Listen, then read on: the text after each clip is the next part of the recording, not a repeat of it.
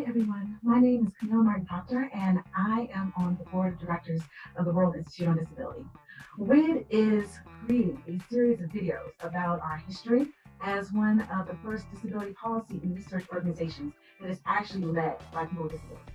I personally live with multiple sclerosis, and we were able to catch up with two of our founders, Ms. Judy Heumann and Joan, to talk about what led up to WID's founding in 1983 and what happened in the years leading up to the passage of the ADA, the Americans with Disabilities Act, in 1990. And we can't wait to share all of the incredible stories. Here's a sneak peek. Honestly, I don't remember everything that we did. That would be, unfortunately, a big lie if I said I did. Judy and Joan, a series on WID's history, operationalizing inclusion and leading global disability rights since 1983. There were a number of things aligning at that point. You had the evolution of the independent living movement. We started in 83. You had the 10 CILs that were starting like in 1979. And that movement was talking about the importance of the voices of disabled people and influence and control, and policy was a little bit, being discussed. And we knew all the people that were in the independent living movement because we were in the independent living movement. We came to work in Sacramento as change agents. That's why Jerry Brown brought Ed in, and that's what my idea of joining Ed was all about. We were going to continue the work we had started at CIL, but on a larger stage, at the state level, and always impacting the federal level. We were there for 2 terms of Jerry Brown's administration, and we accomplished a lot. In the last year of his administration, we decided to bring in our big gun, which was Judy. I had left the Center for Independent Living and had gone to work briefly for the State Department of Rehabilitation. We were fighting in rehab with the other people at the federal level who kept thinking they knew better than we did about what people with disabilities wanted and needed. And we just felt that the voice of the disability community was lost. We decided we wanted to start our own organization. We were thinking of something like a Brookings Institute on Disability, as I remember it. We wanted it to be a disability-led organization, like the model of the CILs. Because while there was a lot of research going on that was being funded by federal agencies, there was nothing that was focusing from a disability perspective.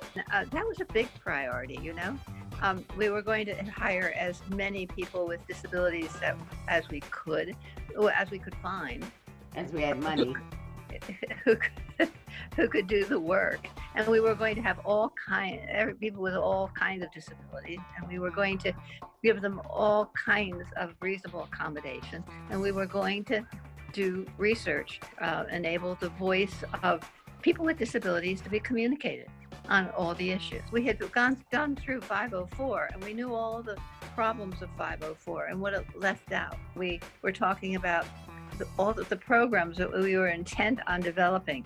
We wanted to improve the whole disability benefit system. It was independent living. It was international. Even in the name, though, I remember in the beginning, there was a discussion about whether or not we would use the word world. Yes. And I felt really strongly about using the word world because one of our major areas was independent living, personal assistance, and we had very much been looking and working internationally on it and a couple other areas. And so we adopted using the word world.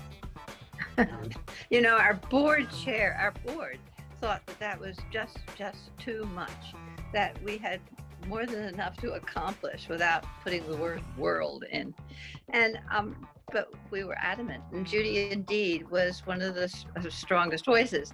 But Ed had also just recently been awarded his MacArthur grant, and I think that led him to be more and more interested internationally. I was also doing a fair amount of traveling, both internationally and domestically with the ADA, and I was traveling a fair amount, to Europe and to Japan and other places for the work that we were doing. I was more interested in research because I knew that we weren't making any progress at all on the Hill in Washington, because other groups would come in with all this data about disability from their perspective, and we didn't have data, and that told what was really happening with people with disabilities and what people really wanted.